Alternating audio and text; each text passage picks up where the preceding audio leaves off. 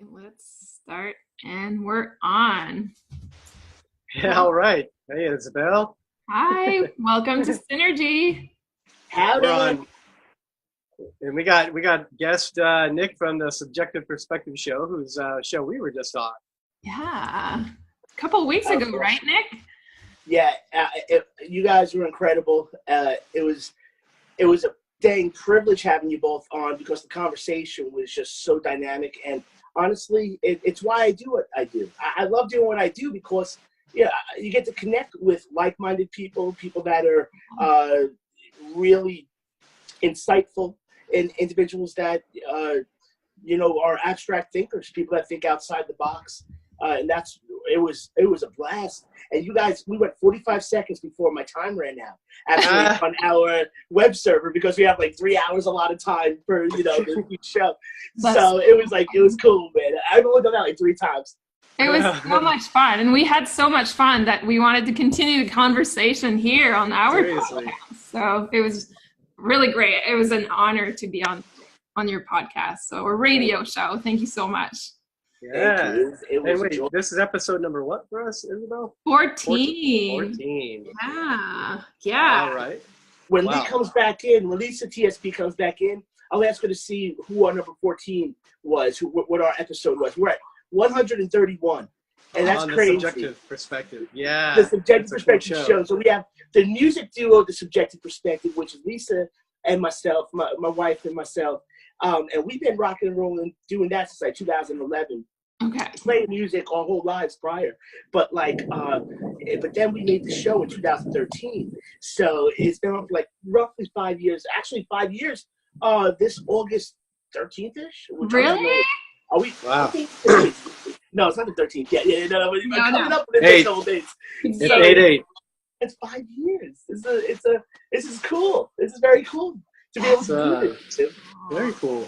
So yeah, we always have our guests when we have guests on pick the word of the day. And Nick, what word have you come up with? So I was thinking, y'all, about two different words, and I was gonna go first with like the bigger word, the one that probably made me sound a lot smarter, and the one that made me look a lot more cooler. But that was metacognition. And that's just the idea of thinking while you think,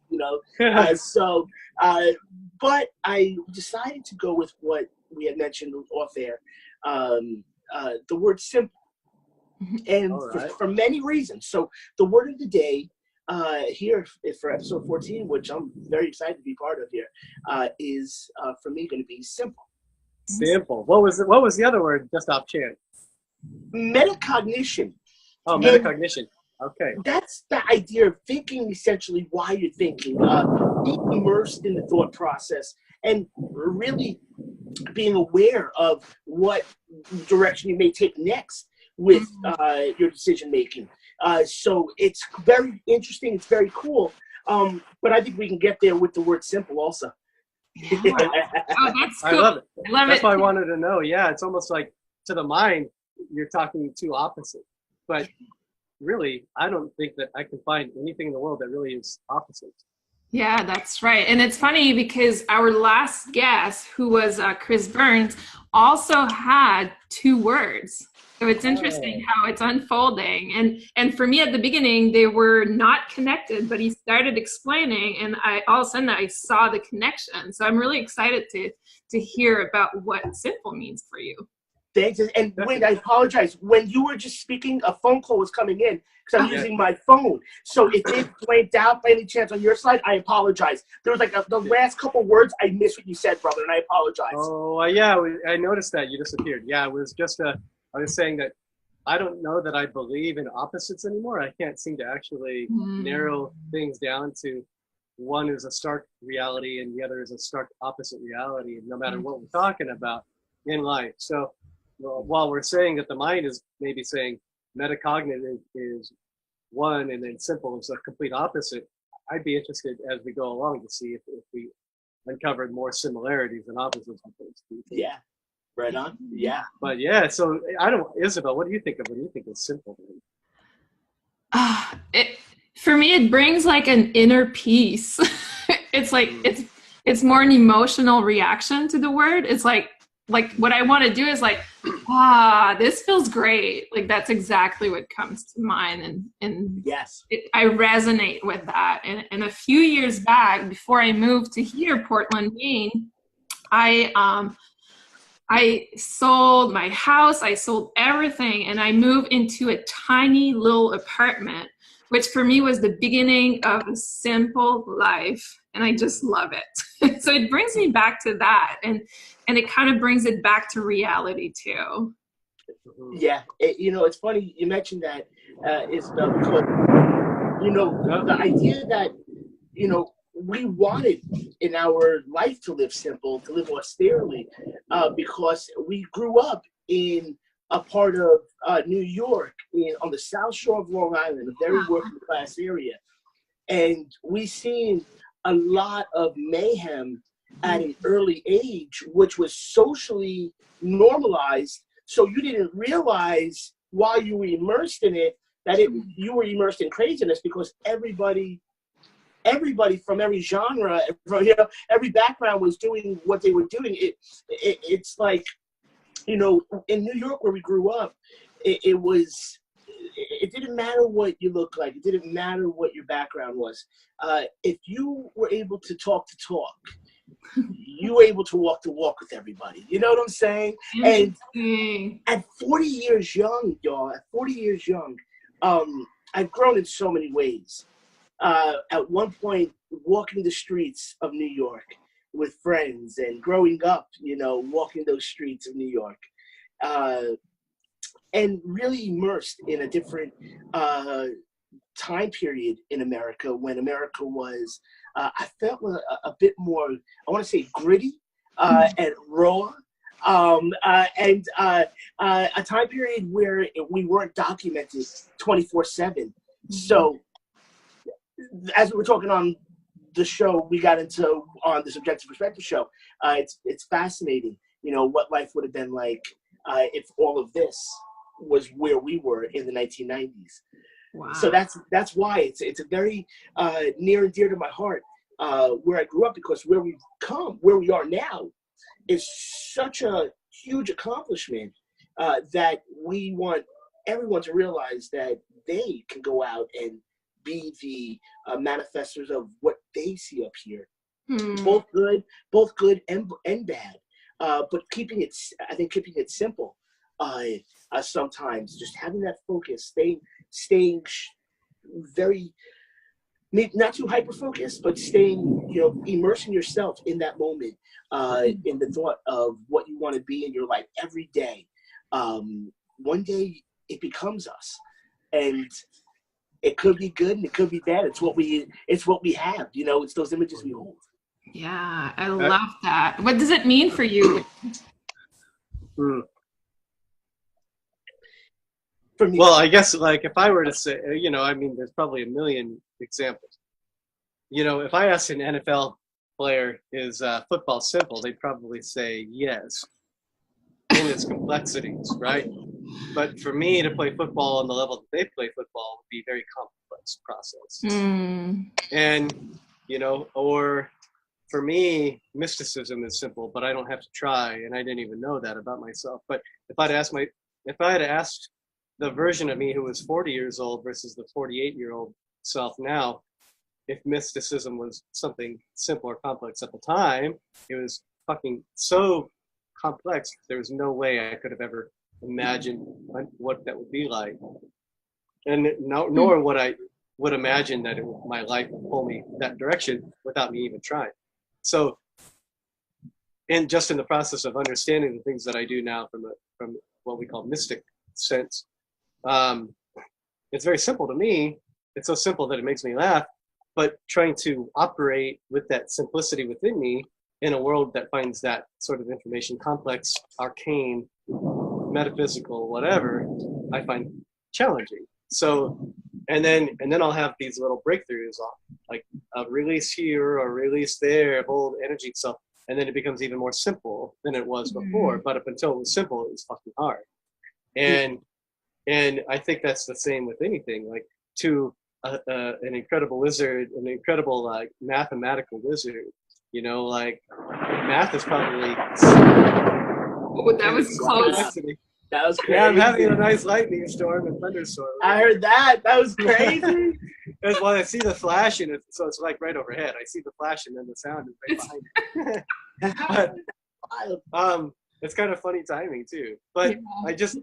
I would say that there's no way it comes down to maybe what you say on the subjective perspective show. Just the title itself, Nick, is that everything is subjective to your perspective, and so. And in life, we get the gift of multiple perspectives if we allow ourselves, or we could just really fine tune and say, we're going to have one path in our life. We're going to be a fireman from the age we're 5 years old. We know we're going to be a fireman. We drive ourselves towards it. We become a fireman. We retire as a fireman. Maybe we go travel and live a retirement life after that. Was that simple or complex? I don't know. You'd have to ask the person. But you know, to some people, it's that linear, and they may gain a few perspectives along the way, or they may be what we call tunnel vision and myopic the whole way. But either way, was it hard or easy? I mean, it's just dependent upon that person, you know? Yeah. So everything, it's so subjective. What is easy for me in the metaphysical realms, literally almost nobody understands. Well, you know, it's like the information in Wizard of Oz. It's like the Oz behind the veil. That, you know, that little dude has all the information. Everybody else is making things so complex, but it's not that complex, you know. And I feel like the biggest questions that we have, like life's biggest mysteries. You know, why are we here? You know, what is this all about? You know, what is this? What are the planets? You know, all this really interesting stuff. What is the solar system, the universe? I feel like if we could boil it down to I think that's where it's going, to its most simplest, purest form and essence of what we are trying to convey in our intention of really understanding. That's when perhaps it presents itself. Now, we were talking about this on the Subjective Perspective show. You know, Wayne, you're right, brother. You know, this is about a multitude of perspectives. And this is about realizing that no one person has this thing all situated. That we aren't, that it takes everybody to equal one. All perspectives, the good, the bad, or everything in between. And by understanding those perspectives, by being able to empathize, not having to live per se in the shoes of somebody who's done bad, but to understand why whether it's the behavioral conditioning, whether it's the, you know, whatever forces are at work, this is, I believe, what allows somebody to grow within themselves. And it's simple in a way, because we say to ourselves, well, that really just requires living. That requires being alive and speaking with people, knowing about other people's lives. But we're so taken by the media, and the media has a way of, how would I say it, hypnotizing us into seeing ourselves certain ways, seeing the world in a certain way, that I think it's important for everybody to turn off for many hours, many hours, maybe turn on for a moment, but live life organically. And I think getting back to those simple times is where that the progress of the future will be. In the simplicity, we've gotten pretty complex in this technology, and in thought, you know, we've gotten very complex.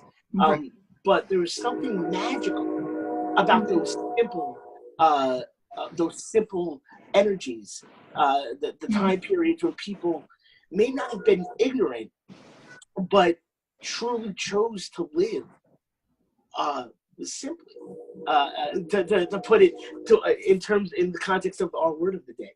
And it's interesting because I'm starting to see the connection with your second word. It all starts from your mind, right? Like, it all starts from your perspective. Yes.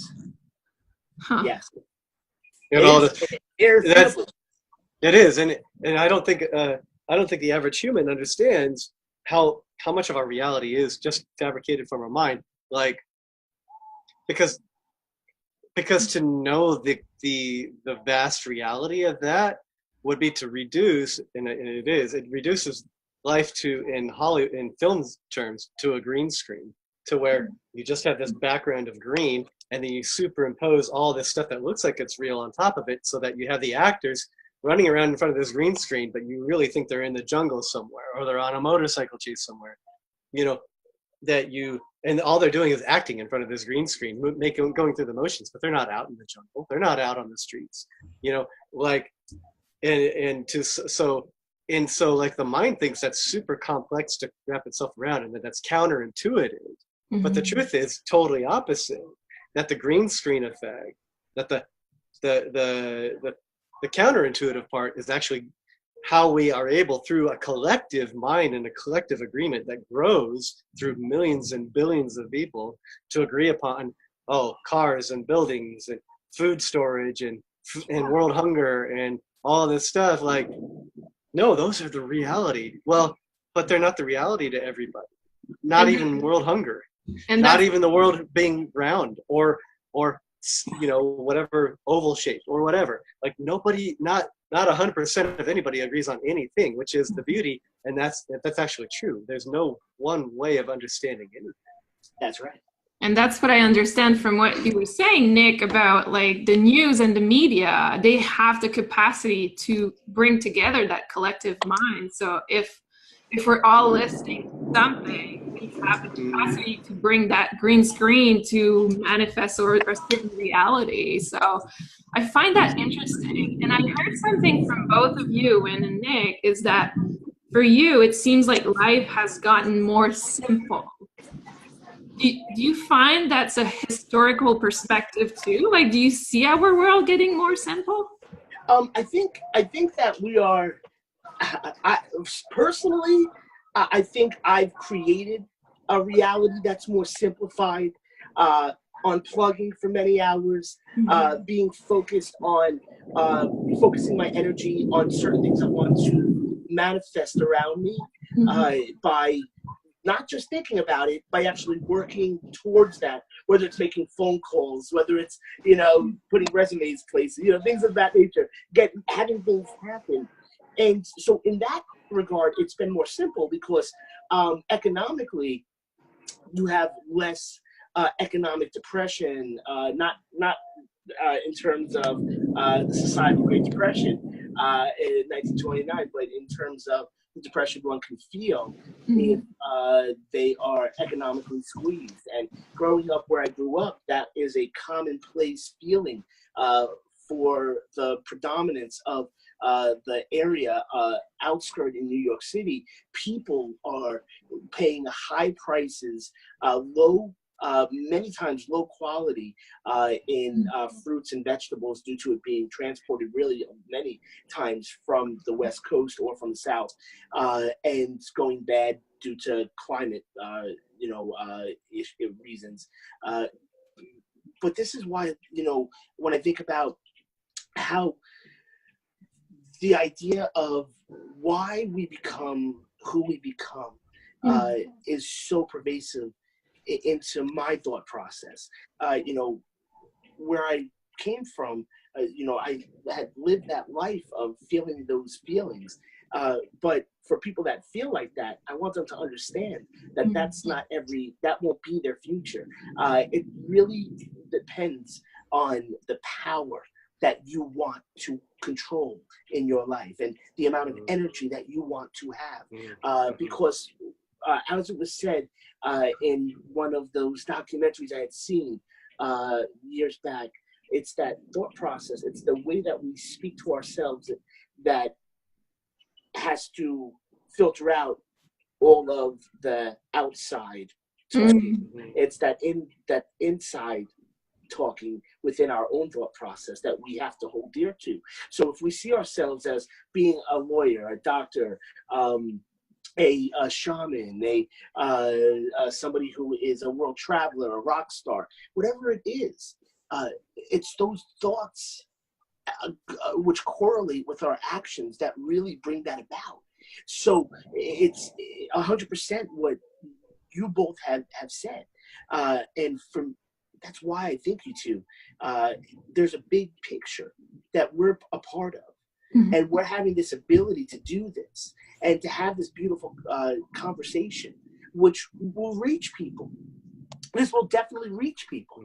And people will realize that they have the ability to do what we're doing also. That opens up this thing they call perspective. And for me, just to bring it back to the point in question, it's become simple in the way where I feel like I have control.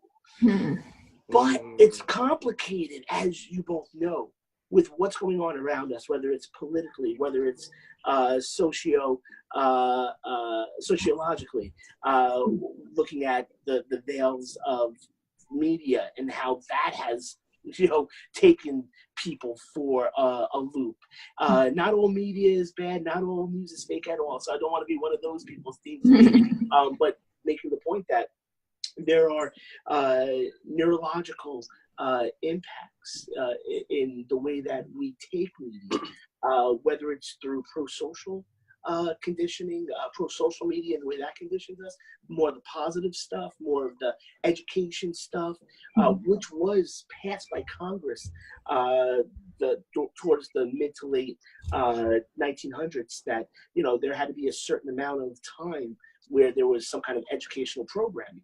So, but as we know, with the rise of the internet, if a child is not monitored, they could be taken any direction, which is where that whole idea of it takes a village comes into play. So sort of bringing it back to the simple idea of, we got to be each other's brothers' keepers and sisters' keepers. We have to be those individuals that want to see, as not to be cliche, that change, as Gandhi made the point, that we want to see. We have to be, but it really is true. We have to go out there. We have to be kind. We have to go out there. We have to be the people that are inclusive. We have to be the people that we want to see people be, because we are those people in essence. This reminds me of Isabel and I, why we started the podcast, because we had a conversation about Isabel, we were talking about back in February or March of 2018, and now it's August of 18. Yeah. We were talking, I think about the way we were both getting a little fired up about the way women are acting as if they're victims in the world somehow. And how that's a spiritual enlightenment to say that women are victims, and a couple other things. But I remember, Nick, you were talking about socioeconomic, and I think, that's one of the things that's a hot topic these days in the world of paying attention to the world, and is women's empowerment. And Isabel and I had a different way. Like, people are making it a little too complex. But Isabel, I don't remember. Yeah, it's interesting. It was at that time of the hashtag Me Too, I think. That's why we started that conversation. And for me, it brought me back to think about the whole aspect of it. And I don't necessarily want to bash the idea behind, but at the same time, I could use that hashtag Me Too. Like, I would be the perfect candidate, but I didn't feel the need to express that, because for me, it's an internal job. And that's why for me, it's simple. Like, I don't need to express it to the whole world. I need to deal with it internally. It's my own personal journey and story. And whoever needed to be involved in the conversation had been involved in the conversation. So I faced the aggressor. Like, I did everything that for me was healing. And I think I see that a lot in the world right now, because when we started the podcast, there was a lot of screaming about our president, right? So all those pieces. And for Wind and I have to admit that originally that was triggering, that was difficult. But when it came to reality, it was simple. It's so true, because it brought to light what needed to heal within me. And that's what life, I feel like the more I realize what it's all about, it's so simple. Like, but yet we love making things complex, right? We love categorizing, we love formulas, or we love complicated stuff. And I think it ties into, like, I don't really watch them, but I know I've seen a few TED Talks, for instance, that are real popular. We all know who they are. Women or men who have been victims of human trafficking, for instance, Yeah. right? Snatched from wherever they're from and forced into a life of forced labor and sexual acts, right? There's people who have come out of that, and the common thread in the ones who have survived and have been able to start to communicate about it is the same formula as it is with anything else in any other struggle in life. The common thread really is the same at the core. How did you survive that struggle? I mean, if you ask any human being how they survived, any of us, however we survived whatever struggle or struggles that we've gone through, it's always the same thing. Well, a recognition that somehow you had it within you to overcome the situation you were in. Mm-hmm. And sometimes you just had to be patient and believe long enough that you were capable of living something a different way, and then be open to however that opening, that escape from whatever your situation you're in, to arrive and know how to act when it was there. But the truth is that escape is always actually there. It's always there. Sometimes it might take a series of events physically, but those physical events will come as quickly as the mind says, I'm ready to be out of this situation. It's your green screen. It's always perspective. It's never like you never actually signed up for a life of servitude. You only signed up for a life of understanding servitude. Mm-hmm. And if you choose at some point in that life to escape servitude of a severe magnitude, if like in human trafficking, or some people will say religion is a severe servitude. Some people will say political governance is a severe servitude, or taxation, or whatever, you name it, but it always comes down to a state of mind. And at any given time, you are allowed an escape out of that, which takes you back to the Buddha or to the Christ teachings. You never have to be subject to the perceived oppression. And that's why media is so strong, because it continues to feed the machine of perceived suppression. And that's the only reason it's strong. And the only reason you need to not pay attention to media is to know that there is an escape outside there, and to look for that escape. But that escape is only going to come from inside you. And it comes down to any person, including people who are in genocidal countries or in human trafficking situations. It's across the board the same answer all the time. What do you have in you, and how ready are you to be free? And if for some reason you don't see the signs, the doors that get you out into the physical freedom, you could still find the freedom inside, because nobody will ever own that part of you inside. That's so beautiful. And it connects so much with the kids that were stuck in the cave, right? Yeah. Yes. And I think of, it's interesting, you think of the people in North Korea and what we know of how they've been conditioned, essentially brainwashed, right? So it's that inner self that many, roughly 20,000 perhaps, have defected from North Korea to South Korea, made it across somehow the 30th parallel. And, that's that stuff that when you're talking about, brother, that's that inner stuff, that inner self, that inner psychic ability to manifest your own self-image. Because when we're born, many would say that we're born with everything in us already, and as we grow, it sort of comes out, and this human shell dissipates. Others say that we learn in life, right? And we learn who we are. We learn who we're going to want to be based on what we see. So I'm not saying I take either stance, because quite frankly, I'm one of those people, as I mentioned earlier, that know that there's a multitude of perspectives. And the truth, unless that's shown to me, and truth can be totally flipped upside down, as you both know that in life. You can believe one thing at the basic principle of the whole idea of Santa Claus, right? Or the Easter Bunny, the Tooth Fairy. And some, a kid can believe that until they're shown, hey, listen, there's no such thing. That could be devastating. Or it could be something that we mature to understand through this organic perception of life and what's in our life. But what could that mean for the future now? There's these two books, y'all, that I just found out about. And they're by a fella named, I'm not going to do justice to his name, Ingersoll, Ingersoll, Lockwood. And he wrote these two books, one titled The Marvelous Underground Adventure or Journey of Baron Trump. Okay, this is all in the 1890s. Okay. The sequel to this book, published like 1898, something like that, 96, 98, is titled 1900 or, so that is the actual title, 1900 or The Last President. Now, in these books, the characters, and it's, you guys got to check this out. Lee and I just did a little research, things happened, saw this, found out about this, and there's a whole lot of people who see this, and it's in the Library of Congress. It's for real, double-checked it all.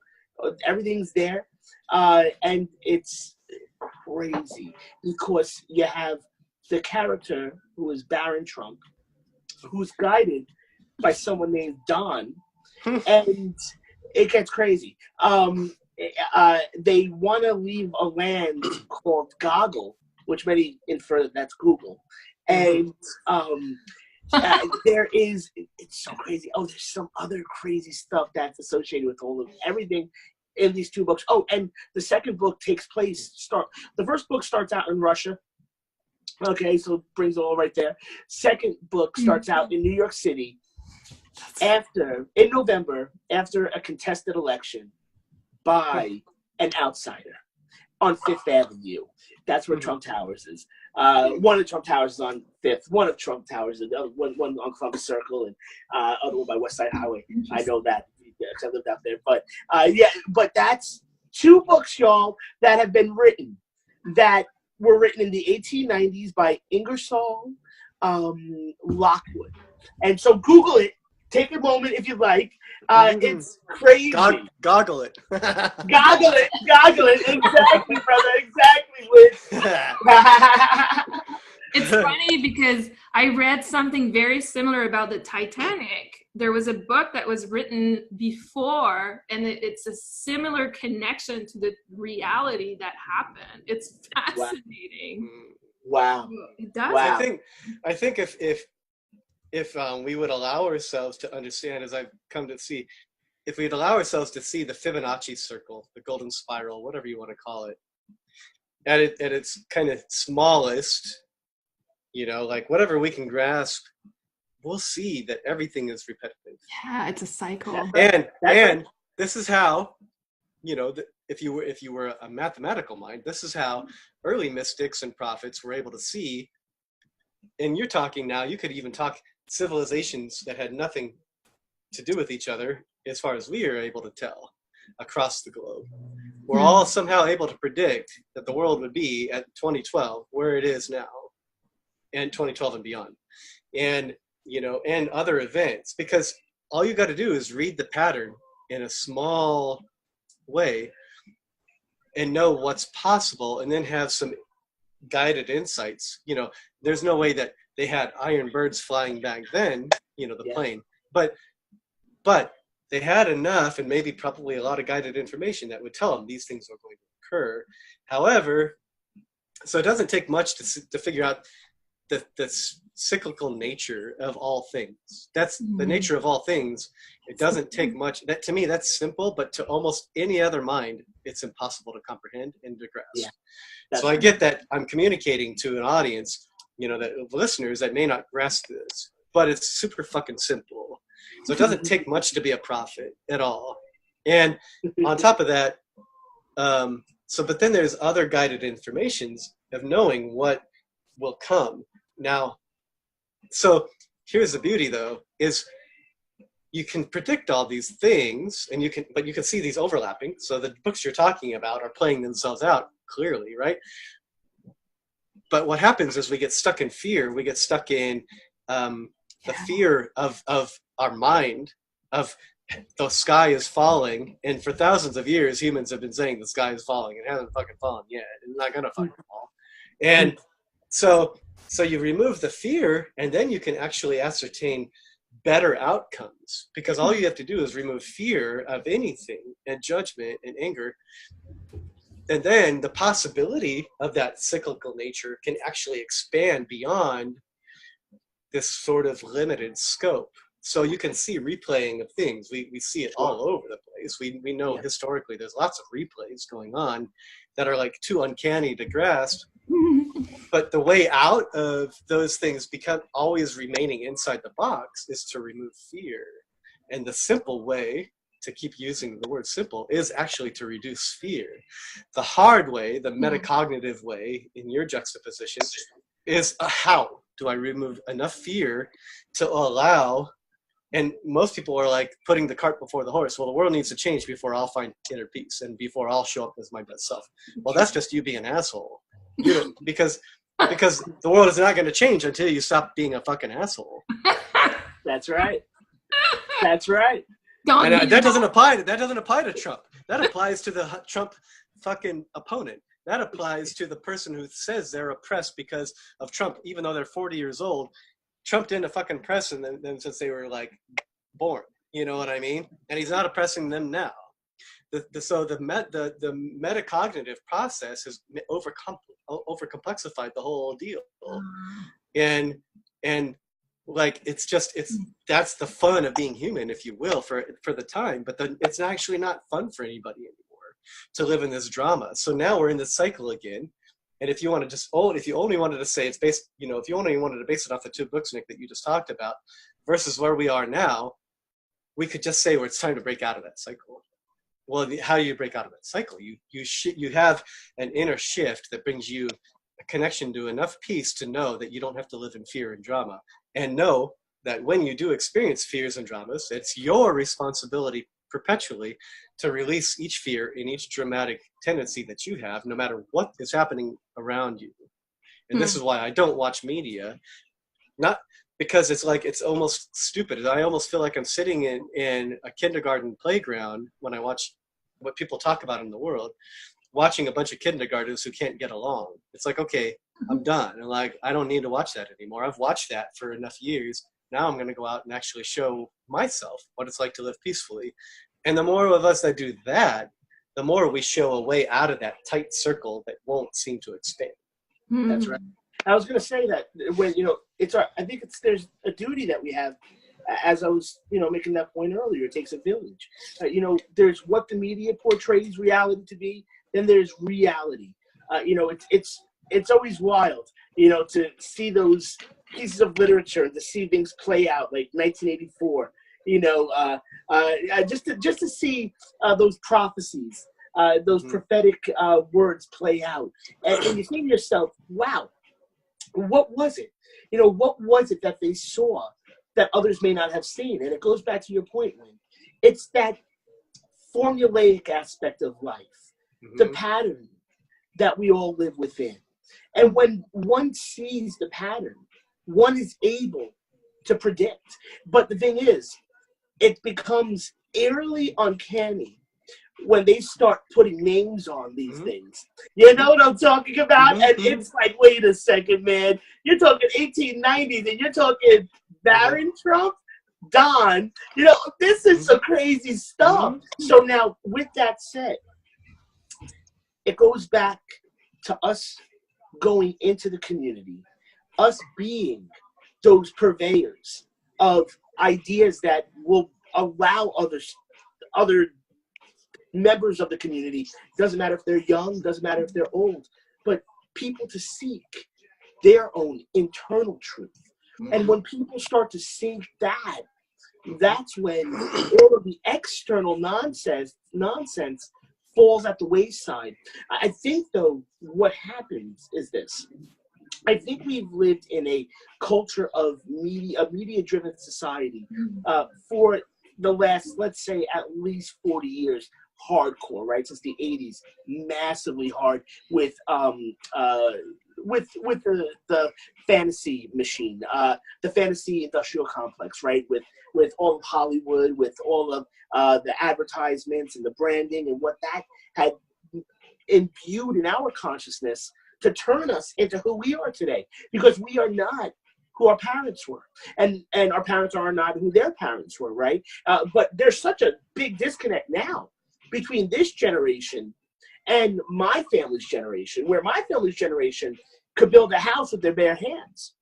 This generation, it's been a generation immersed in technology. So they'll be the genius thinkers of ways that we can create a house, maybe not with our bare hands, but with some other means. So it's a 3D photography or 3D printing. 3D printing house. Yes, exactly. So there's a beauty on both sides. The grass is greener, as they say. So I not to knock either generation, but there is something within that simplicity that I think we all have to really get back to, and that's living off of our own means. Whether it's farming, whether it's knowing how to map out a direction. It's wild to think how many people would have a hard time even going out into society, who have been so immersed in the complex that they have based on the way the media is, the way the media portrays reality.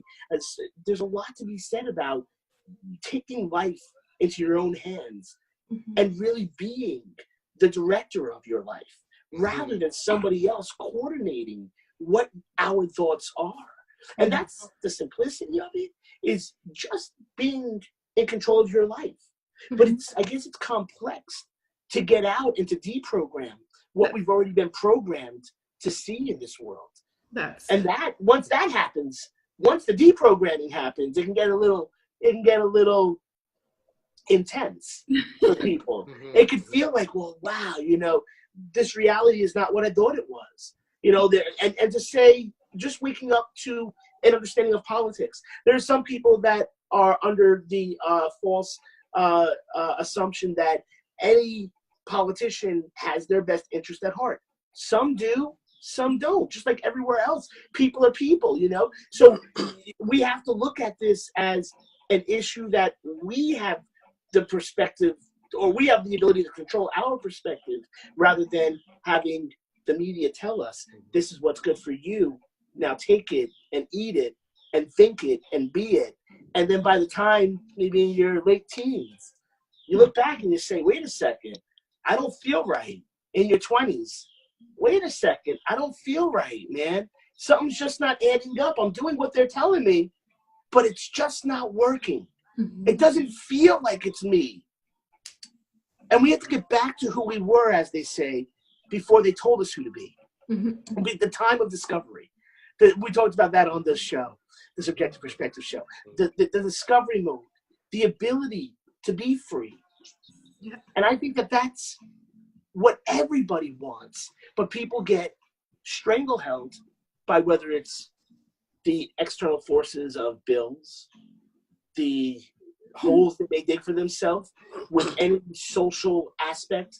Could be drugs, could be alcohol, could be anything, not even that. Could be gambling, it could be too much of anything, too many, what do I like to eat here, sweetie? What do I like to eat a lot of today? Chicken franchise. I love eating chicken franchise. If I eat too much of it, I'm gonna start looking like a little lemon. You know what I'm saying? I gotta chill, and I gotta do it in a little moderation, as they say. But it's me taking control of that.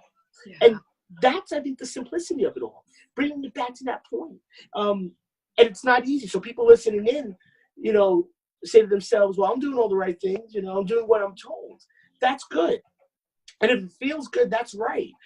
But if it doesn't feel right, then follow your heart and do what you got to do in your life to feel fulfilled. And that's I feel like Isabel has a really good, probably out of the three of us, probably a more dynamic perspective. Now, I've lived in a lot of countries, but Isabel is from French Canada. And so you have two different social systems that you've lived under. And, just based off a lot of this, you've already experienced at least two different realities in the world. You know? And what you're talking about, Nick, for me represent true empowerment. And that is so important, because the opposite, listening to others or going against who you truly are, is what the society seems to have adopted as a norm. What it seems, maybe not everywhere, but where I'm from, you're right. We have this, what they call a duality, where there's French and English. And and if you don't speak English, you'll probably will never leave the community you're in, which is not a bad thing. For some people, it's their truth. It's what they love, and it's okay, and it shouldn't be criticized. But for some people like me who left and had to learn English, had to be immersed in English and fully got immersed only back in 2009, I was a lot criticized for being bilingual, because from the French community, they would criticize me for being integrated in another culture and losing my French. For the English community, they were saying I was stealing their job because I was bilingual and capable of giving a lot more skills. So I never really fitted, which was always bizarre for me, because for me, it was just exploring the world, and it was fantastic. And I never saw anything negative from the English community or the French community. So for me, I decided to leave because that perspective did not fit my green screen. It was just not there. And then now I'm in Portland, Maine, and I'm as successful as I always been, but yet life is so simple, and I truly enjoy. And it's funny that you bring that up, Wynn, because last week I was renewing my newsletter, and somebody decided to remove themselves from the newsletter. And in the comment, it says, "I'm so disappointed in you because I thought this would be in French." Oh, interesting. Wow. And it was like, wow. And it made me realize, like, I don't miss that. Like, I don't miss that stuff. So I don't miss that perspective. Instead of, like, for me, it's always been, if something is in English or in Spanish or whatever language and it's great, I'm going to love it. I'm going to appreciate it, right? If there's this movie on TV that is in Chinese, I'm going to get the subtitle. I'm not going to send a message to the director for not making it in English or French, right? And that's, for me, it's like, wow, this is your truth. This is what you sent to the world. And look at this, like, French, English, wherever you are, whatever language you speak, you can embrace it and enjoy it. And I love that idea of speaking your truth, because for me, that is true empowerment. I remember when Allison and I 2 years ago started to put out that we both received guided information, that we were supposed to open our relationship. And we also identify as a twin flame relationship. A lot of people started to, like, that had been following us or whatever, started to act like a cat on ice or something, like freaking out. And like one woman who I think lives in New York, had the audacity, I should say audacity, but in her mind, she thought we had the audacity to do something that was totally appalling. And so she decided to send a message. I had already felt like I needed to disconnect from her energy. So I separated from her personally on Facebook. And then she sent Allison a message. And it was just like this long, like, kind of, how dare you guys? Like, that the world needs us to be leaders in the righteous movement, you know, kind of thing. Yeah. It's crazy that we had nothing we could say, because all she was doing was inviting an argument. So there's really, we were the ones locked into a corner in terms of dialogue, but she had already locked herself into a corner with thought and belief. Interesting. And what she thought a spiritual evolution looked like. What the spiritual evolution really is, returning to our simplistic roots. And if you go back into history at all, anthropologically, you'll discover that marriage is a new thing. Marriage is a thing based on reproduction, one male, one female, reproduction, so that your society, your tribe, your village could grow and survive, that your children would always have a safe place, and that you could always be able to continue to maintain your way of life, which involved hunting or foraging or both or whatever, you know. whatever the values were. That's all marriage ever really was. It was never meant to be the divine fucking law of the universe between one man and one male and one female. And the law of the universe is that everything goes. What are you happy with? Right, exactly. It's what you connect with. Because in nature, there is animals that live together with one mate their whole life. There's others that have different mates. There's others that don't even have mates and lay eggs. I learned that about the Komodo dragon this week. That's awesome. That's awesome. Yeah. And it's true. Because quite frankly, it's for anybody to pass judgment is somebody who doesn't see within their own self the truth, right? And they haven't been on that journey, because that journey takes a lot of the paradox that we may have thought when we were younger, and it removes it. It says, hey, listen, you know what? You are somebody who is flawed. When you say to yourself, oh, why? I was mentioning the paradox. Why do I feel like I'm not doing the right thing when I'm doing what society tells me? When you're on that journey, you realize, it's okay to be flawed. It's okay to have, been somebody who has, been conditioned by society and may have, I don't know, lied to your parents or whatever it is, and to not judge yourself, but to see oneself as a work of art, as a journey that we're on. And I think it's one of those things, y'all, that, okay, so check this out.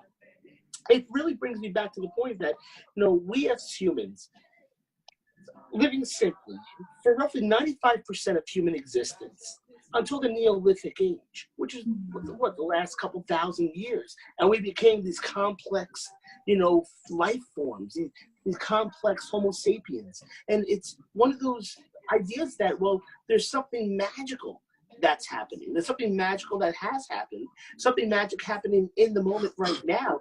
And to be aware of that magic, not to be able to define it, not to be able to say, this is what it is, but to say, I'm part of something beautiful. And then to go out there and to spread that word. Aldous Huxley, a great writer, made a point that the secret of genius is to carry the spirit of the child into old age, which means never losing your enthusiasm. And I think that's so true. That's genius. If you can, you all have met people in their 80s and their 90s, and it's those people that make me feel like I'm, tired. The people that are constantly, thinking on fire. That's the stuff that makes me say, hey, life has beauty when we want to see it every day of our life. What the future holds for humans, if we can prolong our consciousness, or if we can shift our thought process somehow, that database into a finite, infinite form, not infinite form, into a body that is made of metal, let's say.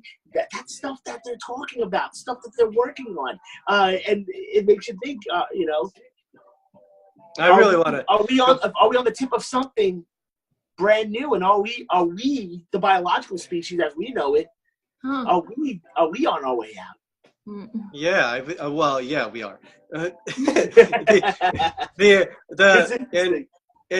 interesting thing you said, Nick, about carrying the inner child with us. Well, the Dalai Lama is like the perfect example of carrying the inner child with you. He still gets a little tired and fatigued, whatever. But I mean, the dude is like the biggest public figure that we have that carries the inner child, and openly, and that's so like he shows that he's still not disengaged from the world. He's not just going out and playing. He also says that I think this is the last time the Dalai Lama needs to incarnate on the planet. I should be the last one. China has something else to say about that. We own you, motherfuckers. So we're going to tell you if you can incarnate again. And they don't even believe in reincarnation. Bastards. But anyway, it's like, he recognizes that the need for whatever the Dalai Lamas have carried up until this point is no longer there. So there's one example of, the future, the tomorrow human is definitely going to be a very more open human. It's in the consciousness. We already know this. But,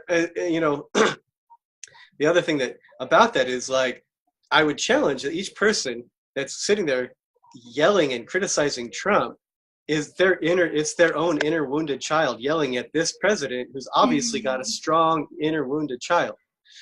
And they're yelling at him to be the one to fix their fucking problems that they need to take ownership on.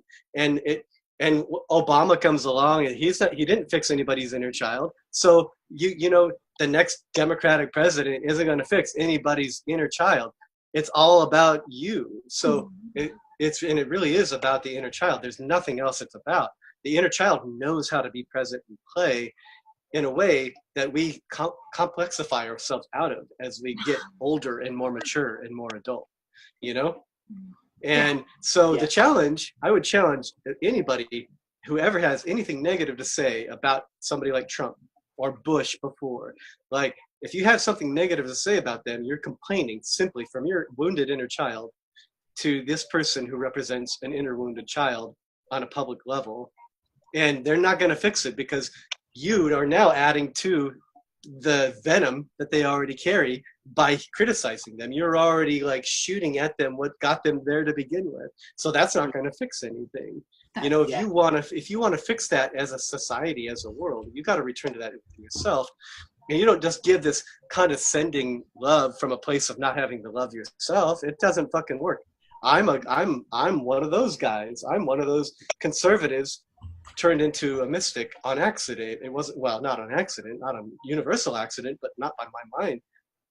I was completely like them. I could look around and say, you are a fucking stupid human. Like, you do the inner work to fix yourself.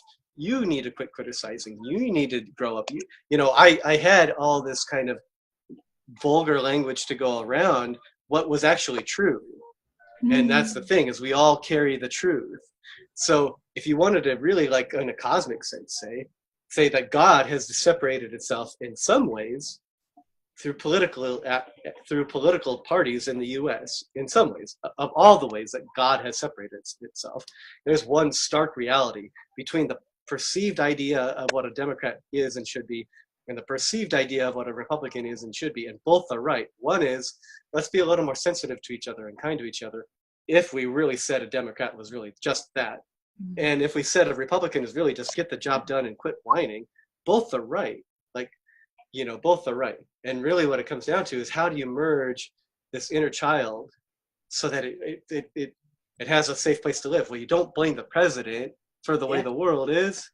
The president jumped on the train already in motion. and it's like, when do we become the models for our children that we want them to see? It starts in the home. There are great It starts at the home. Nowhere else. That's where it begins. And those parents that are doing it, our hats are off to you. And we need more of that. And I believe that it's obviously not every family is going to have a household that is that Leave It to Beaver style, mold of, mother, father, everything, is hunky-dory. It's, there's a lot of tough times out there. People who don't, a lot of beautiful people who don't have parents, who are raised, within the foster care system.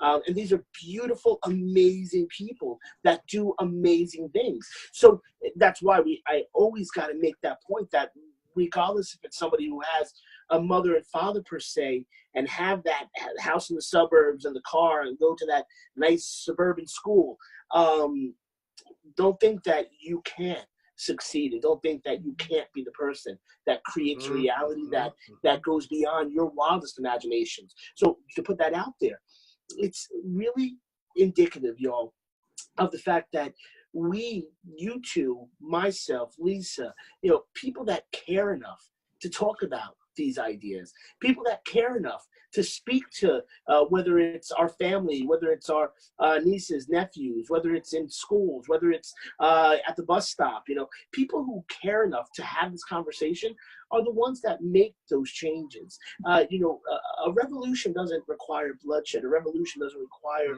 all the craziness. It's in one word, in one word, it's change. It's change. And if that change, takes time, When you were saying it on the Subjective Perspective show, there's this occurrence right now. There's this awakening occurring, and I concur. I 100% agree with you. I've gone through an awakening. Y'all have. We have here, and it's this enlightenment. It's this period of not just technological enlightenment. It's spiritual enlightenment also. It's the self that we have sought within ourselves. We have become seekers. When we, in the 1970s and 80s, many people were taken by the beginning of the media. Of course, the media was really just starting to skyrocket. At a point right now, not a lot of people even have televisions. It's on their iPhones or on their tablets, and what will that, one day evolve to? We are those people that get to, see it unfold. Because you all remember the times before the cell phone, before the beepers, before those electronic leashes, you know what I'm saying? We've seen it unfold, and we're able to see also what the future may hold. That's crazy, because when you talk to somebody who has never seen a day without a smart device, you say, whoa, that's mind-blowing. You know what I'm saying? It's like, whoa, wait a second. You've never seen a world without a smart device. That's where we have to get back to that simplicity. We have to make these tools not extensions of ourselves. And in the words of Ray Kurzweil, who's a futurist, he was on Joe Rogan's show, Joe Rogan Questions Everything. He made a point which is really interesting, that those gadgets, which I'm actually recording myself on right now, those are extensions of ourselves. If there's a question we have, we just type it in, boom, boom, boom, we get it right there. He says one day those will be these devices that we're on right now, these smart devices, these phones with the computers, there'll be just chips implanted in the back of our ears, in the back of our heads right there. And, I can't conceive a world where that would happen. But then again, could you conceive a world that we're doing right now in the 1980s and 90s? This is something that was like crazy talk. I want to share something with you, Nick, before we get offline. There's something that happened to me in the past 2 days, and while you're talking, it's all starting to make sense to me, and I really want to share this with you. I think it's important. So bear with me for a sec. So yesterday, I was driving back let's backtrack a little bit. So I am very much connected to animals and nature. And usually when they show up in my life, there is a very specific message that I need to connect with. So yesterday, I was driving and I stop at the red light, and there's this dragonfly that came, and I swear it flew and it was looking at me like this. And it stayed there for a minute, and I was like, what's going on? It was so bizarre. I felt directly connected with it. On my way home to get to this podcast, I saw 2 dragonflies flying above my car again. And I'm like, okay, what's up with that? So I didn't connect energetically with it, but I was doing some reading before about the dragonfly. And while you were talking, it started all to make sense.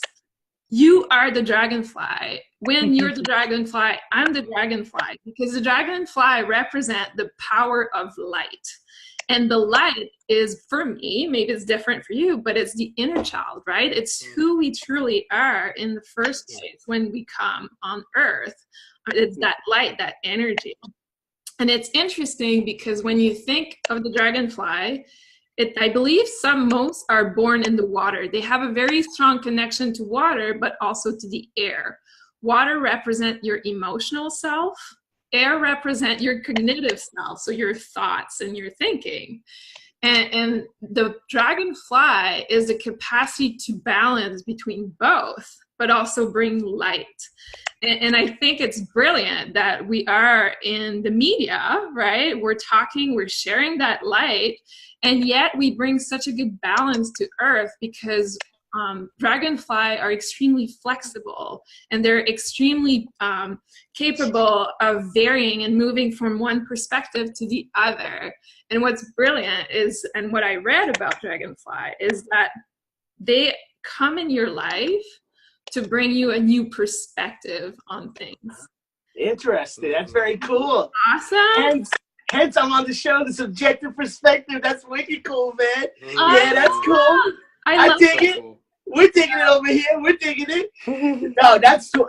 I believe I'm into symbolism. I've seen it play out in life, y'all. You too, you know, and whether it's order of numbers, whether it's things that we see that symbolize something, because, you know, this could be all, as they, yes, Plato might make the point with an allegory of the cave, or the idea that everything around me is this figment of what I see here, right? You know, that's interesting. Could it be all truly there? But we know through quantum physics that really this is all just energy, right? These are all just, you know, atoms comprised of God, goodness gracious, hadrons and quarks, and comprised of strings, and that's what they're able to talk about, you know, as the basis of what they know to be the constructs of life. But that could even break down to something totally different and beyond. So goes into this analogy that I always make, y'all. The way that we see the world around us, the complexity, I think really goes into those. I think the questions that we ask as humans, that collective consciousness, I think that the more we become complex in what we're looking for, the more complex there will be. I think that if we start to hone in on those major questions, our own energies, which I think is really a journey of the self, you know, in this world, really looking at it organically, like as a tree grows, as we grow, you know what I'm saying? Like, we may have a start and beginning, we may be infinitely here, and our energies may go through what is that, samsara, right? The cycle of birth and rebirth. And you know, this all may be plausible reality and truth. I don't know what the truth is, because again, if I take it from Elon Musk's perspective and we talk about simulation, this whole being a simulation, you know, and ideas, and not that Elon Musk, you know, created that theory, but simulation theory, the idea that we are living in this simulation, you know, sort of like Sim City, you know, that video game where you control the characters when they sleep, when they eat. Could that be what's happening to us? I'm not saying that is what's happening, but that's a plausible, a speculative theory that somebody could definitely go down and ponder and have a really interesting time.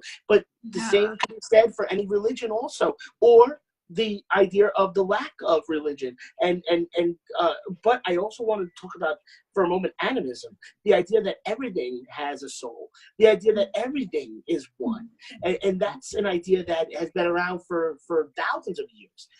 So the animist, you know, is an idea that, you know, could be taken extreme, but it also could be looked at as having validity nowadays when we talk about the idea of everything being one. And I put that back out to the man, Robert Nesta Marley, One Love, and you know, he saw something big. And that's a story that I think the next time that I have you on the show, we got to get into some cool people that, you know, molded and shaped the culture that we are in, you know, and Bob Marley obviously being one of those people that, even if you weren't into reggae or anything like that, such a huge proponent for shifting people's consciousness in the direction a lot of people would say is of love. And that's the way I looked at Bob, without a doubt. That's great. I really enjoyed this, man. I enjoyed that Dragonfly story. Was cool. That was cool, Liz. That was cool, man. So talking about your radio show, how do people find you? Thank you so much. Well, I just want to say, Wind, Isabel, you both are absolutely beautiful individuals. Love being a part of this with you. Love talking with you. This was a joy, and I love what you all are doing. Synergy Hour Journey. I support that. Lisa and I support that, the subjective perspective. And on being work at the team, and you guys are awesome. And just keep on rolling. Oh, yeah, sweetheart, can you see, babe, what our 14th episode was? Yes, I wanted I that. was curious. I was curious who the heck that was. So take a peek. This is number 14. So everybody can check it out, y'all. Right here on my shirt. Been brand new now. Be awoke. BeAwoke.com. BeAwoke.com, and the Subjective Perspective Show is the premier show on there. Now we have another show from our great friend Dean Chico down in Southern California, and he hasn't put out a new episode in the past year or so, but the episodes he has up, he has a bunch of them, are awesome. So he's a really, really, really smart dude. Cool. He got to interview Jill Stein while she was running for president. He interviewed Jill Stein, Luke Rudowski, who's a leading citizen journalist, and we were lucky enough to have Dean with us. But the Subjective Perspective, everybody that's checking this out. We're a music duo, Lisa TSP and myself, and I'm just gonna sort of pick this up and show you Lisa TSP for a hot second. So here's Lisa, the Subjective Perspective. Hey, Lisa. Jerry. Where's our little Jerry boy? There's our little Jerry boy. Oh, hey, little guy. Hey. Hi. Hey, it's Maggie And so this is we're in our den right now out here in the Central Valley of California, which is, we're about, goodness gracious, about an hour and a half in from San Francisco. Okay. So we spent the last, 8 years in the Monterey Bay and San Francisco Bay Area, right on the coast. And then we came into the valley right next to Yosemite. Actually, we just got married about a month ago now. Today is our 1 month anniversary, actually. Oh, that's all right. And wow, that's crazy. Happy anniversary, baby. And, I love it.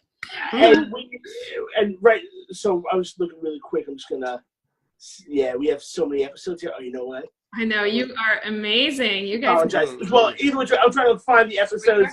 We're number 14. That'd be awesome, sweetie. Thanks, baby. And a big shout out. Can you shout out to Tommy, baby?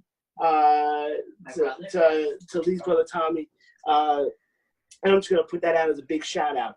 And want to give a shout out to Courtney.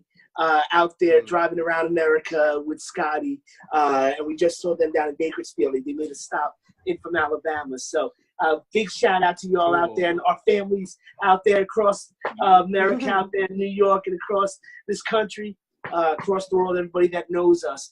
The Subjective Perspective show started 5 years ago, and we said to ourselves when we did this, we were initially on a network called the Bud and Roach Entertainment Network, and two awesome fellas out of Brooklyn, New York.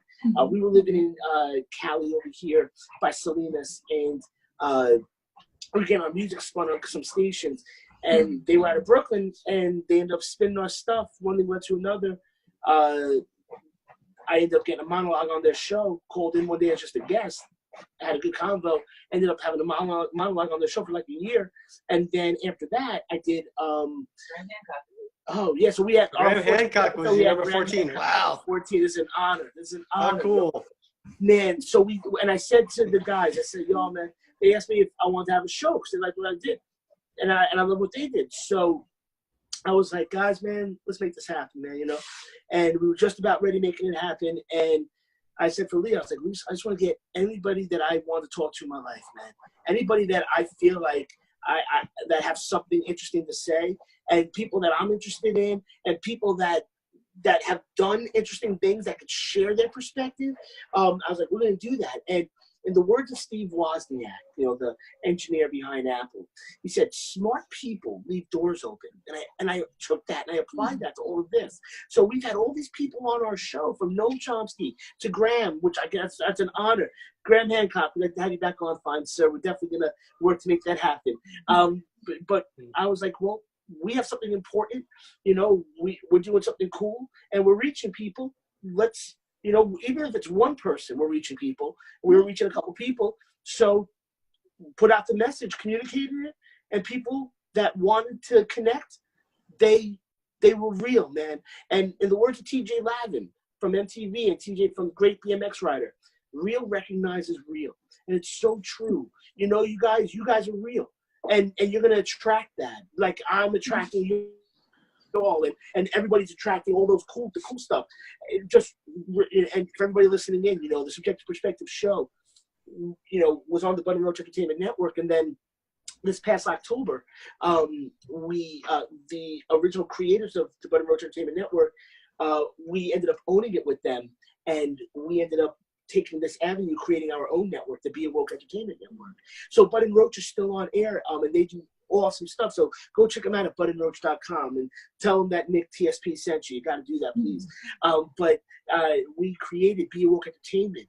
So all of our episodes, from all of the years we've done the show, or all under Be Awoke on our page at beawoke.com. So whether it's, Immortal Technique, whether it's Ron Jeremy, anybody we've had on, you go to beawoke.com and just click on the pictures of people, and it'll take you to the archive section. You can hear me speaking for an hour and a half with some of these really, really interesting and iconic people that you'll have a whole nother candid perspective of, because nobody's being controlled by corporate media. This is all stuff that we did from our living room, or at one point we ended up renting a studio, but this is all stuff that we just did from our living room, talking to Bobby Seale. Bobby's an amazing dude, co-founder of the Black Panther Party. I had Bobby on for like an hour and a half, and if you listen to that episode, he gets into stories that are like, wow, man, stuff that you learned in history class. Well, he's right there, talking to you. And I have my history degrees. I have my bachelor's in history. So I was always into that stuff. And I did my master's in social studies education. So I'm an educator, along with being somebody who's into the social fabric of society and history, and doing my doctoral work right over there at UNE, not far from you, ma'am. Yeah. Isabel, you and your other half over there in Portland. And I'm finishing up my dissertation coming up within this year. So it's pretty incredible stuff. And that's in a leadership aspect of transformative leadership and transforming lives, not just leading, but having people see within themselves that they have it in themselves to change also, and to transform people's lives while we're conducting perhaps a direction we're going, and having other people collaborate and maybe change that direction too. Wow. That's TSP. That's the Subjective Perspective, everybody. That was a dang joy with you two, Wyndham and Isabel. Thank you, y'all. Thank you. Thank you so much for being on this episode 14 with the word of the day was simple. Simple. Do we keep it simple? Simple? I'm not sure. So can't see that it was all so simple then. I'll give you a little Wu-Tang right there. I love it. Ghostface Killer. I was Ghostface Killer right there. It's true. Well, can it be that it was all so simple? Note. Cool. Thanks, everybody, for listening in always. See you next time, episode 15. We'll have another guest, which is a good friend of mine, so I'll post a little bit more information about it coming soon. All right, Excellent. Thank you. Thanks, guys. Love this. I love this show. Thank you too. Synergy Our Journey. Big supporter. Love you guys, man. Thank you for that. Thank you.